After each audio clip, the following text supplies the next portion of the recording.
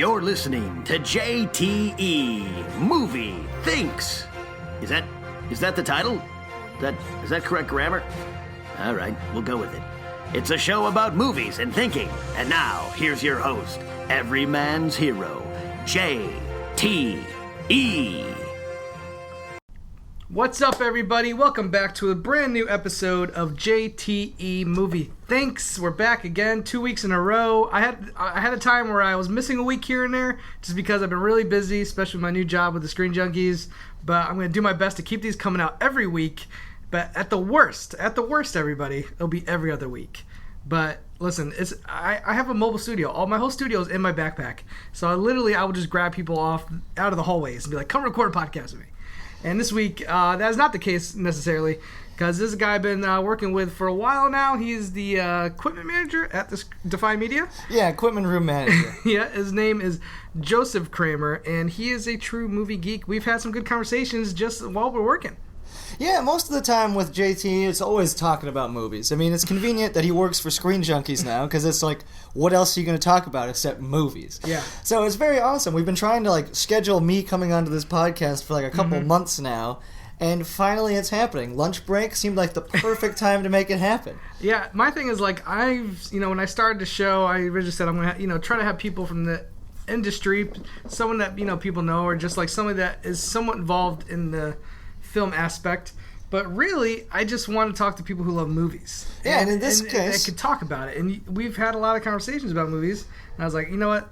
I got to get Joey on here because he has, not everyone has the same taste. I think we have similar taste, but in other ways we have different opinions on movies and actors. Oh yeah, we definitely have a difference of opinion. But it's convenient that we're actually able to talk about it and not too argumentative of a fashion. True. And the thing about today is I'm just really excited because once you told me the basic premise of this show, I was like, that's a good idea. That's fun. Yeah. But I couldn't remember the last movie I'd seen because I've been stuck on Netflix watching a bunch of different TV shows and other things. So movies, it's been a little while.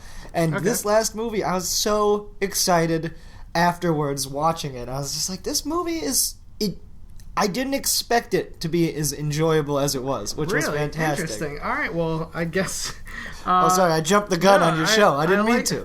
I like it. Well, I guess let's get into it. I will ask you, Joseph Kramer, what was the last movie you watched from beginning to end? Again, this can't be something you had to watch for work, something you had to watch for a screener. I want this to be something, whether it be you came across on Netflix, maybe it's an old movie you love that you just decided to pull off your shelf, or maybe it's something, a female friend made you watch. Whatever the case may be, what is the last movie you watched? The last movie I watched from beginning to end is a movie I had never seen before. Okay. I'd seen pieces of it on TV. It's a TV staple, but I had never seen it front to back. And that is Roadhouse. OMG. And I had never seen it straight through, and that kind of blew my mind. I was like, that's never happened, has it? Wow. And so then I watched it, and it's just... There is so much more happening in that movie than I had anticipated. I kind of figured it was just going to be more like Commando, just here's the premise and now we're fighting the whole time. Okay. But there's a lot more story in there, and it's not the greatest movie, but it was incredibly enjoyable. I had so much fun watching that movie. It's well documented on this show. Oh, really? Or on most podcasts how much I love Roadhouse. Yes. I thought you were going to say how much I hate it. No. So I'm so glad you went with love. It has a history. It's one of the first radar movies I remember watching as a kid. And my dad, who was growing up, was a mechanic. He had a lot of mechanic friends. And they would come home, all dirty and, just guys. Now, I'll never forget, my dad's friend Tim gave me a blank VHS. He said, watch this movie. You'll like it. And as a 10-year-old, I had no idea what it was. Yeah. And, my parents would be upstairs, and I would be in, our basement was like a movie room. I threw the VHS in, and the credits opened in this movie called Roadhouse. And I'm like, oh, this is rated R. I'm probably not supposed to be watching this. But I was like, my dad's friend gave it to me. My parents were very lenient when it came to rated R movies. Yeah. They weren't like, don't you watch any, as long as they have a lot of sex. They're like, they didn't really care about violence because I knew what movies were. They were fake, movies. And watching that movie was just, I became a man that day. because it was just so awesome, and I still love it to this day. I actually went to there's a great theater here in Hollywood called the New Beverly Theater. Oh yes, I love the New Beverly. They had a screening there of it? About 4 years ago. They had that's awesome. They had a midnight screening, which they do usually every Saturday. And it's usually for movies like that, something that people just kind of love, that are kind of staples of when they were made. And I'll never forget, it was one of the most like rowdy audiences, but everyone in that theater loved that movie. It wasn't like people there just to, oh, what's this? It was just people who loved that movie, and we were hollering and hooting and just like, yeah! So, I can't believe this is the first time you saw all the way through. Yeah, it's one of those things that, like, you'd catch pieces of it and different things like that, and, like, I had never been the world's biggest Patrick Swayze fan. I never didn't like him. Okay. But he just wasn't, I missed his time. Like, in my growing up, like, I just wasn't, I didn't see a lot of his films. So did you not grow up with, like, Point Break? Have you never seen Point Break? Oh, man. Yeah, see, right there. That's the thing. Is I missed, like... Ghost? I've seen Ghost, yes. Okay. I've seen Ghost. That's like his biggest hit. Well, it's really funny, though, because Point Break's probably his... Well, those two are arguably his most iconic, besides also Dirty Dancing. Of course, Dirty Dancing. That's his three. Which every guy hates to admit that they actually like. But Dirty Dancing is a fun movie. Yes. It's like... Romantic comedies, if they're done right, can be quite an enjoyable film, for sure. Like, but there's a lot of garbage, a lot of crap, just like there is with any specific genre type film. Just like the action movies out there. There are some great ones, and then there are terrible ones. And Roadhouse is kind of this weird middle ground, because it's not it's not great, but it's not bad either. Like, I think the biggest thing. And I heard they were possibly doing a remake of this film, which I heard, God. And I really don't. Yeah, with Ronda Rousey. Yeah, I heard that, and the thing why that's just not going to work for me, it has nothing to do with it being her, or having it be a female character. It has everything to do with I don't think she's a good enough actress yet. I think she can be a better actress. I just don't think she has that much experience yet. And the reason why Roadhouse works so well is it's entirely Patrick Swayze. His confidence, his demeanor, just the way he is in all of those scenes is the only reason that movie works. It works so well. This is what bothers me about remakes. Let me just say this. Like, they did the Karate, they remade the Karate Kid, right? Yeah. With Jaden Smith, and it was an okay movie. But here's what these studios don't get. Like, when a great movie like The Karate Kid, or even like something like Roadhouse, which is not as good as Karate Kid, but it's in a different way. Those movies are a product of their time. Absolutely. And not only is it a product time, but like in order for a movie to be that memorable, it's almost like it's not really like you can't plan these things. It's just they have to manifest by themselves. The right actor has to be cast at the right role, and everything has to just come together and work beautifully to make movie magic, as I will call it. And that's not something you could recreate. Ralph Macchio was perfect. Zappa, whatever the guy who played Johnny, that guy is perfect for that role. In the decade that it was made in, the time period it was made in, what fit that story structure and just that vibe of the movie. You watch Roadhouse, and it's a movie like I think it was 1990 or 1989. I'm not 100% sure, but it's right on that time period. It definitely is like you feel that time period, and because the movies back then were, nowadays that would look as cheesy and kind of like a B movie. That wasn't the case back then, so it wasn't treated that way back then. Yeah, and I think if I recall correctly, this is that director's like only major film. I could be wrong on that. Oh, the director's name is but I believe it may Rowdy be Harrington. I believe it may be his only major film. True. The only thing I would say that he did decently was Striking Distance with Bruce Willis, which a lot of people don't like, but it's not a terrible. Yeah, he made some movies. Yeah. And the thing that was so fun about Roadhouse is I'd read some of the trivia afterwards and was very interested. There's a blind musician in the movie. Yes. And he's actually blind in real life, and this is his only screen role. Really? And so he's great at this movie as just this character who's basically in a, I guess, the first time we're introduced to him, he's playing literally in a cage, just like in the Blues Brothers, where they're at that dive bar and they're just throwing bottles at him and he can't even see it, and it's just like it's such an interesting comparison. It's like he clearly feels how terrible this crowd is, but he can't see them, and he can't see the bottles or the glass or anything coming at him. Well, when you got a metal fence guarding your band, it's not the best area. Exactly. And when you've got a chicken fence there to keep foxes out, it's like what what kind of bar are we Yeah. at? And so that whole introduction scene there, when they're in the bar, and that's when I'm not even going to be able to remember his name in this movie because I just considered talking him... about Dalton? Thank you, Dalton. I was just sitting there, I'm like, I literally just couldn't think of anything but Patrick Swayze. Let me tell you. Dalton. Oh, man. I've said this for years. Dalton. My dream to one day is buy like an English bulldog because I always wanted one of those dogs. Uh-huh. I'm naming it Dalton. And when people ask me why do you name it Dalton, I'll be like, because Patrick Swayze and fucking Roadhouse. That's why. Oh, man, that's such a good name. For me, the one name I want to name a dog is I want to name it Ambrosius. Because that's from Sir Didymus. Yeah, it's Sir Didymus's dog in Labyrinth. And yeah. so I just want to yell at that dog constantly, Ambrosius, you're embarrassing yourself. Because it's one of my favorite lines in the movie, because it's just so silly to see that tiny little fox puppet yelling at a dog that he's embarrassing Talking himself. about movies made in its time, Right? Labyrinth was a perfect 80s Jim Henson Exactly. movie. That's another movie that if somebody tried to remake it, you're just not going to get it because the energy like that Jim Henson brought to it, that the Jim Henson Creature Shop, the amazing effects in that movie, It'd like be all CG now. Exactly. And even if they tried to do it practically, it's just Jim Henson's movies and Jim Henson's life has a very different... you just get a different energy from that kind of a person being behind the creative team. Yeah. You know? Well, let's talk a little bit about the actual plot. Yes, of Roadhouse. It's basically... It starts off here in like the worst bar that it's almost like you know a spoof of what a bad bar would be. People it's so bad. People are breaking chairs over people's backs. Girls are like running around topless. It's like a constant Wild West fight. Yes. Except that's the bar all the time. Yeah, and basically what Swayze is this professional cleaner. I think his title is he calls himself a cooler. The cooler. Yes, yeah, there you I'm go. the cooler. I'm the cooler. He goes to the worst of the worst bars.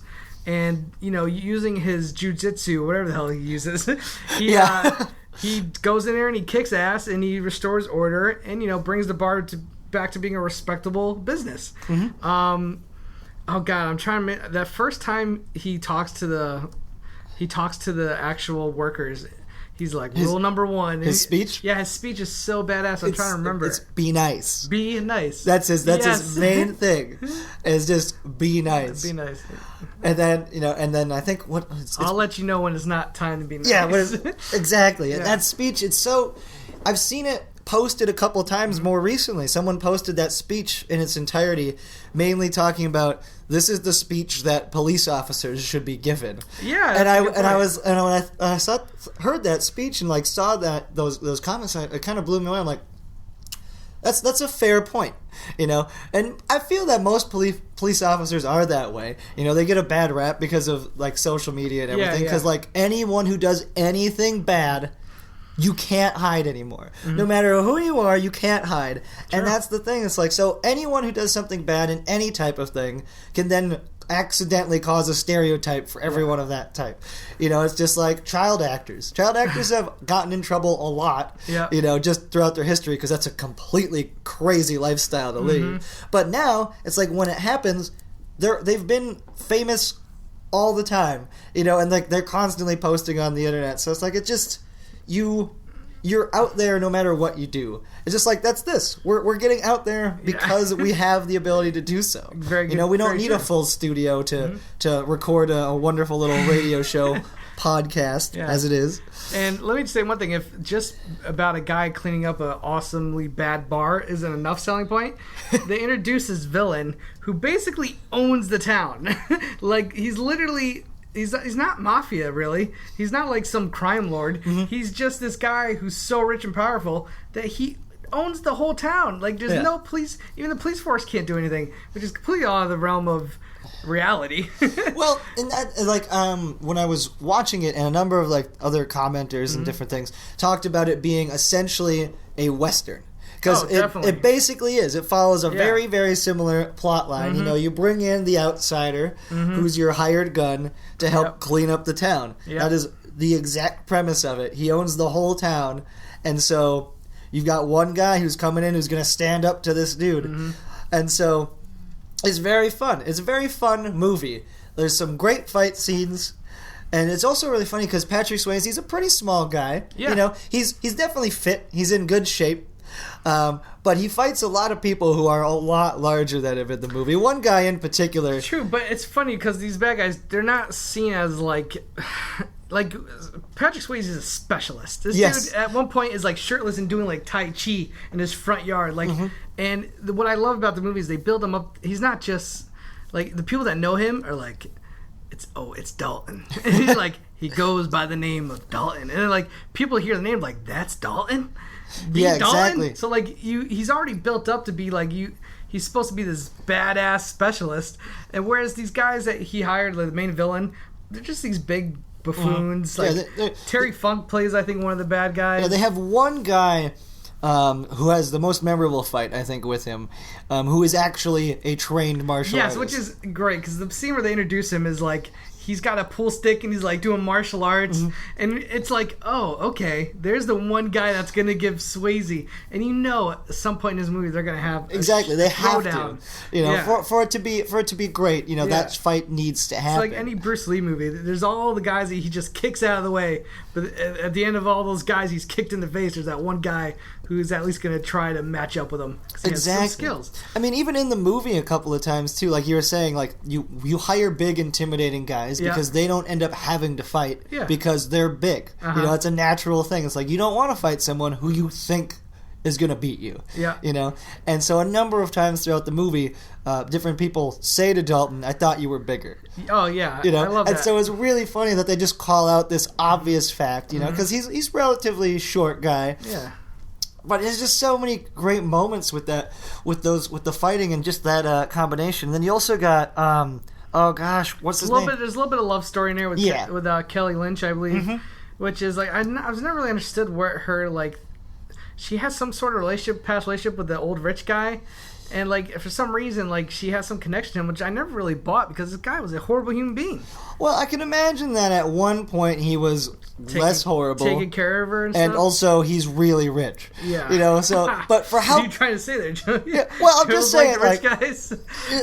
I'm not saying that that's the only motivation. I had this conversation with my roommate last night. Okay. It's like, you know, there are certain things that, like, for example, I would absolutely not date... Or I would choose to. I would absolutely not shy away from dating someone who made a lot more money than me. Like that's totally if that happened, I would be very much more open to that. You know. When I say this guy was kind of disgusting, like he's terrible. He would go in and ask for money from shops. Like he did kind of have like a little bit of a mafia rundown where you had to pay him like certain fees, and he didn't pay it. Like one guy who owned like a hardware shop, he blew the fucking place up. Yeah, that's near the end of the movie. He gets a little out of control, a little ridiculous. And the thing that showed me that he just had complete power was when the guy who owns a car dealership got in trouble. So what do? Him and his goons, they get a freaking monster truck. Yeah, it's a monster truck. Yeah, and they just that's what it is. They literally drive and destroy all the cars. They just drive literally through the building. What world does this guy get away with this? Well, exactly. There's like 100+ witnesses in this small town, of course. And so he just drives through the building and over all the cars on the showroom floor. And they just expect there to be no repercussions. Yeah. And to live that kind of a life, that's pretty crazy. Yeah, and it's not just big things like that. There's one scene where I think Swayze, it's very early in the film, where he's driving down the road. And this guy has a Cadillac, and he's singing to the song, and he starts swerving from one lane to the other. Like, yeah, you think it's like every car just needs to get out of my way. Yeah, it feels almost like a vacation, like, you know, the vacation, National Lampoon's Vacation, because it's just like, it's so innocent, you know, he's just enjoying himself. And then all of a sudden that other car shows up and you expect him to like react or give some kind of like thought of, oh, maybe I should get out of the way. Be like, oh no, I feel terrible. He doesn't even look back. He doesn't care at all. He just continues with his day because he has no fear of anything. Like, he just knows he controls everything. Like, he basically can do whatever he wants. Exactly. But it makes him a great villain, especially when he's destroying all these people, these characters who you're introduced to as nice people, and he's just like torturing them all by destroying their stuff. So he really builds up like how much of a bad guy he is. Yeah. So I agree. It's really hard for you to, considering how great of a person Kelly Lynch's character is. It's really hard to see that they were ever together. Yeah. You know. So that's probably. What's funny is that's probably the biggest stretch. Like, for me, like, story-wise, that's everything else, for how ridiculous it is. I mean, I'm gonna ruin some part of the movie for you guys. If you haven't seen Roadhouse yet, it's your fault. Yeah, exactly. You'd be just like me, and you'll be okay. But like he rips out a guy's throat. Yeah, like, well, let's talk about that. Yeah, That is one of my all-time favorite action movie fights of all time. And that's the main one we were talking about. Yeah, like that's the like a climactic fight in the movie against the best other martial artist in the movie. That's who he's fighting. What I love about these old school action movies, and I don't think they do them as much now, is when the hero, the main character, gets just pushed to the limit. It's like, how much can you take? And literally, like this movie, Patrick Swayze is trying to hold it together. Yeah, he's trying to be the nice guy. What really brings it over the edge is, which I love him in this movie, by the way, Sam Elliott, who plays like his old mentor, his old buddy. I was going to bring him up, but this is a perfect time to bring him up. The guy that kind of taught him everything he knew, you know, but he's a little old, you know, so he's not as quite as... Not as spry, not as ready. Dalton's in his prime. Yeah. This guy's like a veteran. but Dalton's prime, so he brings him in, and this is right before... I think this is the fight we're about to talk about happens after what happens to Sam Elliott. Am I correct with that? Oh, man, okay. It's really close. No, yeah, it's really close. I believe it's the day after. Gosh, now we're gonna get like a lot of comments on this one for people who saw it. It's like, so this is what I remember happening. So basically, Swayze's renting this barn, which is the nicest barn I've ever seen. I think he paid like $200 a month, which I was like, oh my god, I would totally well, in a real tiny town, and if he hasn't had it rented in like 2 years, which he claims, and it's 1989. Yeah. But basically, they blow up the old farm guy's house. And Swayze, of course, is wearing nothing but sweatpants, glistening from sweat from the fire, because he just saved this guy. And then there's that guy with the pool stick who's wearing he's wearing an awesome denim vest with no sleeves. And he has like this choker necklace. He's just an '80s villain. Yeah, like, and he just gives this awesome laugh, like. And then he takes off his motorcycle, and this is where it gets awesome. Because Patrick Swayze runs him down. Has had enough. And he chases him and almost does like this crazy dive where he grabs him and throws him off the bike. Yeah. And then comes one of the greatest lines in movie villain history. When the villain gets off his bike, they're squaring up. He goes, I used to fuck guys like you in prison. Yeah. It's like, Jesus Christ. Yeah, this guy... Who says that? This guy is terrible. Yeah. You know, and that's the thing is he's just heartless. Yeah. And so you have... I used to fuck guys like you in prison. You have no remorse about what's about to happen. Yeah. Because you're thinking that Patrick Swayze is going to win. You're thinking Dalton's going to, beat him pretty handily. Yeah.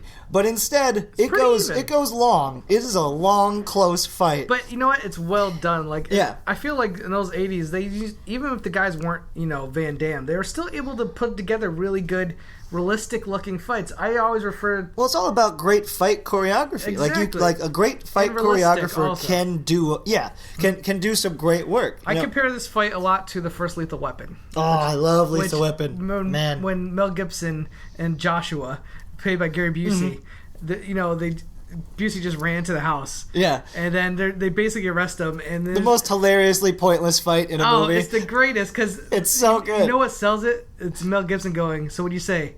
You want a shot at the title? Yeah. And Josh rolls up his sleeve and goes, don't mind if I do. Literally they just kick the shit out of each other. In the middle of it's Murtaugh's front yard, right? That they're fighting in. And a fire hydrant was hit, so there's rain almost. So I put this fight up next to that one as just being a really good hand-to-hand combat scene. And the difference is, they talked earlier how, apparently Swayze killed a guy before and he kind of bothered him. Yeah, and they'd always referenced, it was kind of in passing that he had torn a guy's throat out. Yeah. That was his... did he really do that? Yeah, did that actually happen? It's mentioned a couple times briefly. And then Sam Elliott even mentions that he's like, that was so long ago. Yeah. It wasn't your fault. How are you supposed to know? It was you or him. Exactly. And then this guy kind of does the same thing. I think he pulls a gun or is it a knife? I can't remember. I think he pulls a little gun outside of his boot. And Swayze has to do, which is now known to in cinematic lore as the greatest rip throat in history. Yeah. The only other rip throat that comes close is the fourth Rambo movie.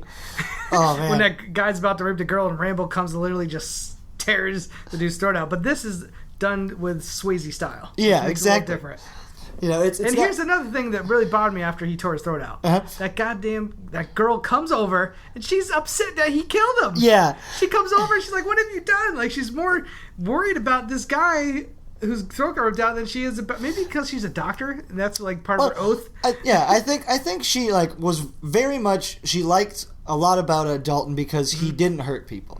Like he did everything possible to avoid hurting people, and the scene leading right up to that house blowing up is actually them talking about. Because he wants revenge, you know. He wants revenge, and so she's trying to talk him down. And so I think for her, she sees it a lot like he went out and did this. You know, he went out and killed this guy intentionally. Which was the farthest from the truth. Exactly. He pulled a gun. You know, it's like now it's me or him. You know, that situation. And then right afterwards, you know, Dalton feels pretty bad for a few moments. I don't know if he feels bad because I think he grabs the guy. And starts, he does. He brings him into the lake, and he's like walking towards the mansion, which is yelling at him. The main guy goes, "Look at your fucking stool!" throws him into the river. Like he's got that pre-motor boner. He's like, "I just dominated your best guy." Yeah, bring it on. I think he goes down for a moment, like just a brief moment of like, she's right. Yeah. And then it's but there's no stopping now. Like we're already here. I think at that point he's like, we're getting out of here. And I think that it cuts to the next morning, and that's when they reveal Sam Elliott's character. Yeah, no, right. And then when he sees that's when he goes full on. You're right. So we were wrong earlier. Yeah. He kills his best man before the guy gets revenge on Sam Elliott. That's how that happens. The revenge, You're right. Basically, the revenge for Sam Elliott is when he goes full tilt at the house. Yeah, which is crazy. Yeah, like he does the classic, put a brick or something on the let the car be the decoy. And then he literally goes through the house. And I think the reason why he's able to take these dudes out is because they're not like, Yeah, they're not professionals. They're not there. They're buffoons, so they're not on his level. Yeah, exactly. They're just they're hired guns. They're a lot of them are just like family friends and things. Yeah, so they're not involved. So that's just kind of they're a lot easier to handle. Yeah, so from there he actually goes on to the main villain, and this is one of my favorite. I love the ending of this film because we've already seen the major fight between Dalton and his number one crony who he ripped his throat out. Yeah. And it did bother me a little bit, but this guy, like, I think, what does he, like, grab, like, a fire poker? He grabs something to start beating Dalton with. The main boss? Yeah. Well, what he ends up with at some point is a spear. It's spears because he's a big hunter safari guy.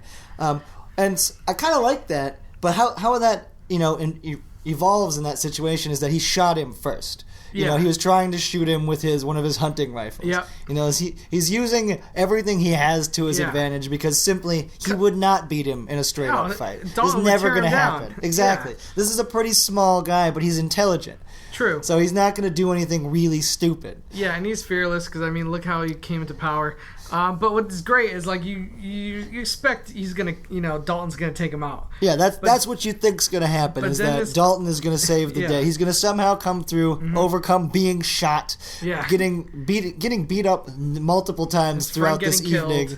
Like, he's gonna power through. It's going to have that Rocky moment, end of Rocky 2, last punch, knock him out thing. That's what's going to happen. But instead, it's like a murder by committee. Yeah. Basically, all the people that have been wronged, the guy who's, he blew up his house, the guy who he blew up his hardware store, the guy who drove over his cars with the monster trucks, they all come in with, like, these double-barrel shotguns and just start busting this guy full of lead. And it's great slow motion, like... Exactly. They shoot him, I think each of them shoots him once, so it's like 3 times. Like, it's a pause. It's not they shoot him immediately after each other. It's like, pause, he's in pain, let's shoot him again. Yeah, it's like pause. Each character gets his moment to take a shot. Exactly. And then right after that, like, the police show up, like, pretty shortly after. Yeah. Where have you been the whole movie? Yeah. Well, I bet you they got called when they were coming to break into his house. Yeah, he called him, most likely. He probably had him in the pocket. Yeah. So they weren't going to do anything. But it's so funny because the police officer, or the sheriff, because it's a small town, so the sheriff comes in and sees him having been shot several times. He's like falling through a coffee table. Yeah, in the middle of his own house. Yeah. And then they're like, what happened? Because all the people are still there. The guns are gone. They got rid of the guns. And then none of them says anything. They're like, I don't know what happened. He's like, I didn't see what happened. We came in here and it was like this. He's like, did you do anything? Nope, can't say I did. And then there's this one character who's this overweight kind of goon left over. One of the goons from earlier. Who like earlier in the scene, Swayze like pushed a polar bear, a stuffed polar bear, and then all of a sudden the guy's like, a polar bear fell on me, and then they all start laughing. Oh, we all just committed triple homicide. Yeah, we all just murdered this guy, and this guy can only remember the polar bear. Yeah, and they all just end with a laugh, like it's a hearty good old time. Yeah, and then right after, like not immediately, but there's like a little transition, and then everything's hunky dory with him and the woman. Mm-hmm. You know, him and Kelly Lynch. It's Kelly Lynch, right? That's what. Yeah. Okay, him and her are like they're in like a. Either it's like a hot tub or like a hot spring kind of thing, and they're just swimming around having a good time. It's like, wait a minute. She doesn't care that they killed. Yeah, because she showed up because her uncle is one of the people who murdered the guy. That's right. Yes. Yeah, he's the guy who owned the hardware store. Yeah, that's right. And so it's just everyone's okay with this now. Yeah. Like you were super upset he murdered the one guy in self-defense. In self-defense, yeah. And then you're okay with him having murdered like 6 other people. I just feel like it never really fully explained like how she had a connection to those people. I don't know. No. But anyway, she was just there for Swayze to hook up with anyway. Yeah, apparently. One of the greatest love scenes. Yeah. Where the man is like, just like, it's almost like the roles revert. Watch that love scene again. It's almost like he's the girl and she's the guy. Like he's seducing her. Yeah. It's not the girl seducing him. Yeah. Swayze's like, I'm hot shit and I know it. And he's very much like overly sexualized in that scene. It's great. The focus is on him. Yeah. You know, it's more like the female gaze, which is a really nice thing to do, especially with a stupidly handsome guy like Patrick Swayze. Like it works out perfectly. But one thing about that love scene, there was an article that I read about Bill Murray. He knows Kelly Lynch's husband personally. Oh, okay. And so whenever he sees that love scene in Roadhouse on TV, he calls to bother her husband. Really? And I was just like, that's hilarious. When I heard that, I just want that to happen. I want to have a friend, and I have that moment. Just a little sore I can pick at every once in a while and be like, hey, you know what I'm watching right now? I'm watching Roadhouse. I'm watching Roadhouse. It's on TNT. Cutting out all the good parts, but I can still get the idea. Yeah, you're still going to see all the fights, you know. Violence apparently doesn't matter on American television. Well, I got to tell you, I'm glad you finally watched this movie. Me too. I'm it surprised was it took so good. long. Did you get to watch it on TV, or where was it? It's on Netflix now. It's on Netflix streaming. Oh, so you got the unrated version. version. So I just watched it straight through, and it was great. It's just so much fun. It's just like I mean, I don't want to call it fast food cinema, but it's just something you're enjoying it. The movie does a lot of good things with just little touches, like the fact he buys all these tires because he knows his tires are going to get popped like every week. Yeah, it's got a lot more. Like, it's all because Patrick Swayze's character Dalton is a great character. You know, you built this story around that great character. You give him some great lines, some great moments. His speech is fantastic. Yeah. It's on YouTube in its entirety. It's like a 5-minute speech, and it's just great. And it's all about how to handle people at a bar. And that for. Everyone can relate to that in some way or another. Like, this is how you deal with terrible people. Yeah. And so you give him all these characteristics so you can let go a lot of the other stuff. Kelly Lynch is great. Sam's great. Patrick Swayze's great. A lot of the supporting cast is great. The worst actors in the movie are some of the goons. Yeah, the goons, yeah. But the goons are also a little more comedic relief. Like, they're not full Smokey and the Bandit bumbling opposites, but they're closer to that. They can still rough you up. Yeah, exactly. So a great movie. This is one of the, like I said, it's one of the first radar films I ever watched. When I think of Swayze, Point Break is a great movie, and he's awesome in that. Well, it's on my list. Yeah. It's been on it forever, but for some reason I still haven't seen that movie. Okay. It's so iconic for so many people I know, and they look at me and, like, just today I was like, see it before the remake comes out. Yeah. That will be the first one of those two that gets seen. I will say, when usually I think of Patrick Swayze, this is the movie that usually comes to mind first for me. Nice. I think it's because it's one of the first rare movies I watched, and it's still so enjoyable, and just has so many badass moments. It's the most badass I think Swayze's ever been in his career. Yeah, for me, when I think of Patrick Swayze, I think of 2 movies, because I've seen Donnie Darko so many times. Okay. So Donnie Darko always comes up. Yeah, he has a small role in that. Yeah, he's small, but it's really creepy. It's so much the opposite of what you expect of him, and so that's one reason. And then the other one that I can never not think of is Tu Wong Fu, Thanks for Everything, Julie Newmar. Wesley Snipes and John Leguizamo. Because it is like another one of those movies where it's just the exact opposite of Roadhouse. I remember the trailer. They're like, when the trailer for that movie came out, they were like, Passenger 57, Wesley Snipes. They're like Roadhouse, Next of Kin, and all these other like Point Break. And then all of a sudden it's called To Wong Fu. Thanks for it. And I'm like, oh, what the fuck? Oh man.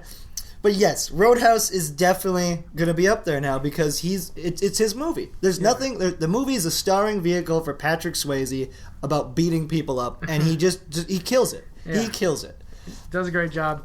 All right, guys. So do me a favor if you haven't seen Roadhouse yet, it's on Netflix. Yeah, it's on streaming. Netflix streaming right now. Do yourself and just have yourself a good old time. Invite a couple of friends over. I guarantee you'll love it. If you don't love it, I don't know. You got some sort of disease or something. Or maybe you're listening to the wrong podcast. Yeah. So now we're going to go into quick thinks. I just tweeted out that we're about to record an episode. Oh, right on. Bunch of the fans tweeted in. Sorry if I can't get to all of them. There's too many, but we're going to hit some of the ones I feel like will be a good conversation. Nice. Evan at Mofia Man said the last movie he watched was Lord of War with Nicolas Cage. Ever seen it? It is. For a long time, it was the last movie that I loved Nicolas Cage doing. I have now since then seen Bad Lieutenant, which I enjoyed a lot. But man, Lord of War is so good. He plays like it's nowhere. He's a villain, but he's nowhere near cheesy. It's not an action movie as much as you'd think with that name, Lord of War. It's a great. I guess you could call it like satire / thriller. I think it's really well directed. Andrew Nicolai, I think, directed it.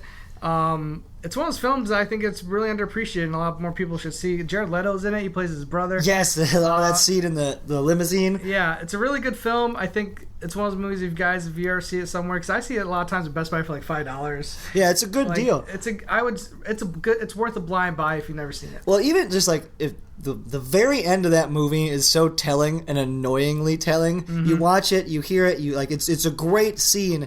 And then you're just like, that's how real life is, isn't it? And probably, that thing is like, oh, man. Yeah, this is when Nicolas Cage was before he was a character of himself. This is back. Nicolas Cage was really, I think, giving really good performances. Exactly. All right, Chipper Beal at Beal Chipper. I see what you did there. Where the Wild Things Are. This was the Spike Jonze movie from a few years ago.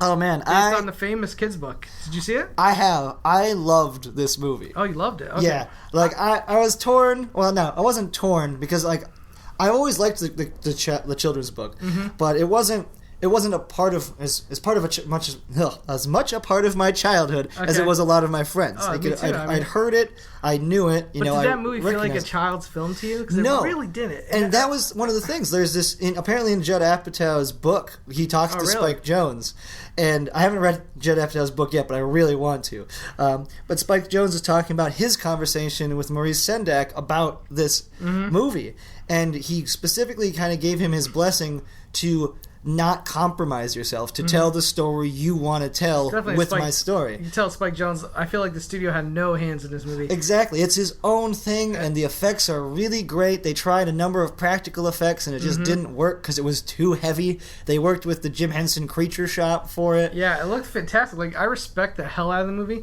visually, and as far as, storytelling. I just don't... I watched it once, and I was just like... Okay, that was crazy. It was really well done, but I don't know if I'll ever watch it again. Oh yeah, I can totally feel that. For me, there's only one thing in the movie I didn't like because I'm not a huge fan of handheld, and they're running at one point. Oh yeah. And it's a handheld shot, and I was just like, other than that, well done, Spike Jonze. Understandable. Mike Austin at Muzakwiwu. Don't know what that's from, but well done. He wrote, in theaters he saw Sicario, which is really good. I haven't seen it. But we're not going to get to that. But he goes, on my own, at home, Donnie Darko. Hey, we just talked about that. Yeah, I like Donnie. I never really mentioned it. I like Donnie Darko a lot. I even like the director's cut, which came out a few years later, which I thought even kind of didn't answer any questions because it's a hard movie to answer questions, but it filled in some of the spaces a little bit, and I felt like it told... overall a little better story. I gotcha. It's such a weird movie, but it's fascinating. Yeah, and I really dug it. And it was one of those movies when I first started falling in love with movies, I could appreciate movies that are different and try and do something out there. Well, it's like a higher budgeted indie film. You know, it's kind of like in that weird realm of like you've got a lot of good actors, you've got a good story, but it's a simple story, nothing's too crazy, no, it's not effects driven by any means. Yep. And it's not spectacle. So it's just these great performances based on some really good writing.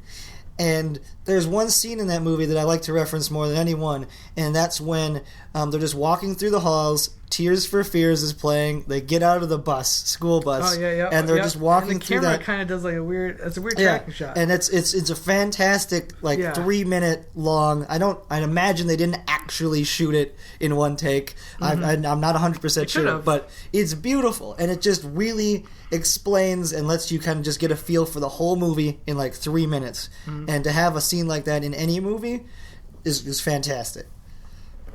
I agree. I need to revisit it. It's actually been a few years since I've watched it again. I need to pick it up and watch it again. At Joey Beans, at Joey Beans 81.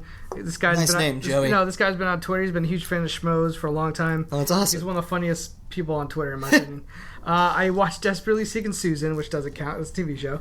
But he watched Dick Tracy, the movie, which is one of those comic movies that came out with Warren Beatty. Yeah. Al Pacino. I never really dug it.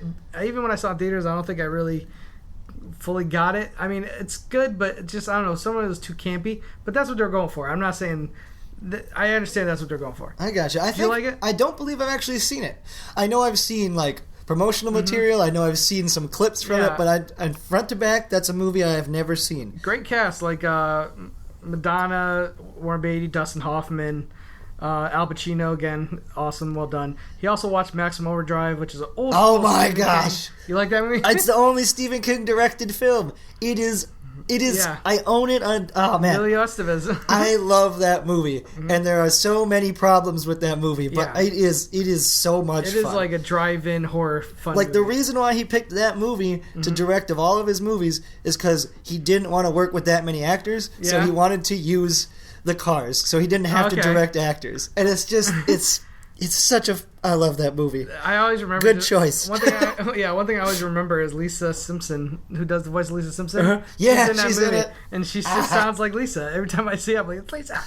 Well, there's also, like, if you go back and watch it, there's one moment where there's a huge, like, asteroid effect, and it's just... It's silly. Silly? Like, other than that, really low it's budget. pretty great. I remember the baseball, like a baseball team is getting hit by soda cans. The Coke... yeah. I don't know if it was a Coke machine, but the soda machine is killing... It's like killing people. It's so good. Monica M at MROZQ Morozik. I don't know what that's supposed to say. She saw Were No Angels, the movie with Sean Penn and Robert De Niro. Okay. See, You ever seen it? I haven't seen that one or the other version of the same title with Humphrey Bogart. Yeah. I haven't seen either of them. Like, I know that I bought both of them at one point before I moved out here to California because I was going to watch them back to back. And then for some reason they got lost in the shuffle. So I'm very interested in seeing both of those films at some point. Yeah, I haven't seen it in a while too, but I remember whenever you have Sean Penn and De Niro in the movie, you got my And they're attention. both pretty young in that movie. That's a pretty, like, I don't remember what year, but it's definitely not later career for either one of them. It's kind of like they're pretty young dudes. Very true. Let's see. Aaron Aston, Aaron AA at Aaron Aston. Collateral, the Michael Mann masterpiece. Wow, he's calling it a masterpiece. Oh, man. I would say Heat is his masterpiece. Well, I mean, Collateral is a very entertaining, very well done crime thriller. it really did give Tom Cruise a lot more credibility. Yep. For sure. Like, he'd been one note for a while in a lot of people's eyes, and then he suddenly turns on this great villain performance. And then also you got Jamie Foxx in there. It's Jamie Foxx, right? I'm not crazy. Because were they both nominated for Academy Awards for that? Or was it... I'm trying to remember. I know that award season, that was a big talk because most of the movie takes place in the taxi cab. I don't think either of them were nominated for Okay. that. Maybe Jamie Foxx for supporting? Yeah. But when he would have been the lead, I feel like... I don't know. I'm pretty sure neither of them were nominated. either Maybe way, for Golden Globes. That could be. It's quite an enjoyable film. You know, that back and forth just in the taxi cab. What do you do in that situation? You know, that's the premise, the questions throughout the whole film. And Jamie Foxx portrays that so well. And Tom Cruise, He's a pretty likable villain. Well, I feel like you like him because he's Tom Cruise. Well, and it's so cool to see Tom Cruise doing something different. Well, you got to use your Tom Cruise if you're Tom Cruise. You can't just put it away. But he's usually always the hero. That's why it was so cool to see him as the bad guy. All right, last one. Again, so many of you tweeted in. Sorry I can't get all of them. But we're going to finish it with Christina Timberlake at BubbleGirl524. I watched Good Will Hunting for the first time last night, and I thought it was really good. Let me tell you something, Christina. I love that movie. So I think you're really good for liking it. I really thought for a moment, well, let me tell you something. You're wrong. Like, that's what I thought you were going to say. I love that movie. It's one of my all-time faves. I love it to this day. Robin Williams, rest in peace, is amazing in it. Damon and Affleck are great as the buddies. There's so many moments in that movie that are just pitch perfect. The scene where Affleck tells him, every day I walk up to those steps and I hope you're not there. Oh, yeah. I just love that movie. There's so many touching moments in that movie, and it's a Boston movie, and I'm from like New England area, so I just love it. And it put those guys on the map. Yeah. And it really reinvigorated. Well, it didn't necessarily reinvigorate. Robin Williams didn't really have a downtime at that point. But it gave him another his Oscar. Exactly. It gave him a well-deserved Oscar. He's fantastic. The scene where they're arguing and he grabs Matt Damon. Yeah. Don't you ever talk about my wife. Oh man, that's so intense. But it's a great movie. Well acted, like across the board. The performances are given plenty of time to breathe. There's some great direction because it's Gus Van Sant, right? Yep. Yeah, he did a great job with that. And it still holds up today. Absolutely, because they don't try to do anything. I guess that they're not really forcing an agenda. Although you definitely, it's more of a feel good movie. It's built to go that way. But there's nothing wrong with that. One thing I think because it's a coming of age movie. Yeah. And it's written by Matt Damon and Ben Affleck, and they're coming out of Boston. And what's so funny about that to me is I think part of their mindset was just like, we want to make our friends cry. I think that's what it was. They're like, what can we do to make guys from Boston cry? I think this is the plan. Yes, yeah, it's interesting. It's a heartwarming, tough movie to watch. I just love the character study of like the dynamic again between Ron Williams and Matt Damon is just so that good. makes the whole movie. That's the movie. Yeah. Without that, it's not great. But it's got that, and so all of a sudden it's elevated to that next level. They're so good together. Yeah, it's such a good premise. Him the janitor figuring out these like math problems that all these MIT kids. Just a hidden genius, you know. It's really cool. So, all right, guys. Well, you know what? That's it. That's it for this episode. That was an awesome episode. I love talking Roadhouse. Anytime I can talk Roadhouse, it is a great day for JTE. Well, I'm glad I could help. I'm glad that's the last movie you watched. If you guys haven't seen it, watch it on Netflix. Do me a favor. Tell them where they could find you, Joey.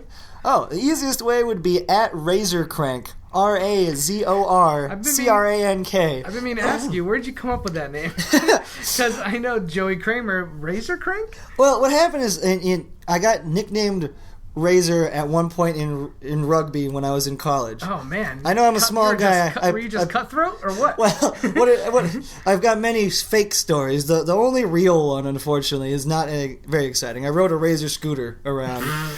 So, I know, right? Not as cool. Yeah, I wish I would have beat someone with a Razor scooter or something. Had a razor I carried around. Whatever. That's amazing. But then I did a parody trailer with some friends of mine that was Crank 3.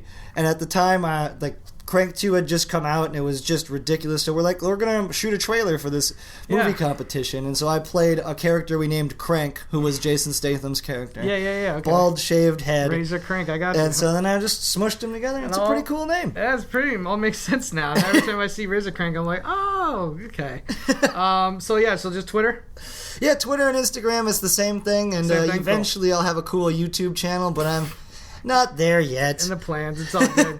Guys, you can catch me at Schmoes JTE. Catch me every Monday. Actually, you know what? Now that I'm recording this, we're moving Box Office Breakdown from Monday mornings. We're going to start shooting them every Sunday night at 6 p.m. That is Pacific time. We'll get you the box office numbers sooner.